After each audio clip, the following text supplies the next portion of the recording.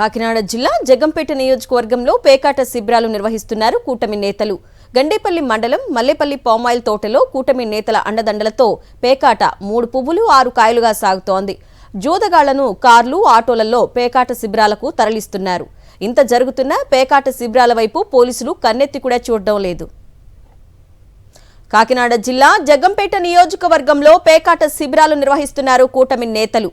గండేపల్లి మండలం మల్లేపల్లి పామాయిల్ తోటల్లో కూటమి నేతల అండదండలతో పేకాట 3 పువ్వులు 6 కాయలుగా సాగుతోంది. మరిన్ని వివరాలు మా ప్రతినిధి రాజుని అడిగి తెలుసుకుందాం.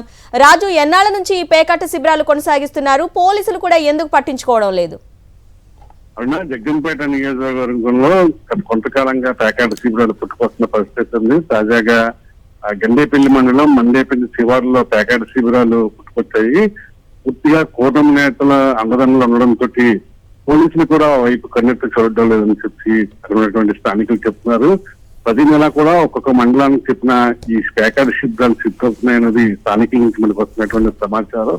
అయితే పోలీసులు ఈ పేకాట శిబిరాలు దృష్టిని వ్యక్తులు తీసుకొచ్చి బయలుదేరుతున్నారు తప్ప వారి మీద చట్టపరమైన చర్యలు తీసుకోవట్లేని ఆరోపణలు కూడా వెలువస్తున్నాయి. కూటమి ప్రభుత్వం అధికారంలోకి వచ్చిన తర్వాత కాకినాడ జిల్లాలో ఎక్కడ పడితే అక్కడ యథేచ్ఛగా కోడి పందాలతో పాటుగా పేకాట శిబిరాలు కూడా కనిపిస్తుంది. Right Raju, thank you.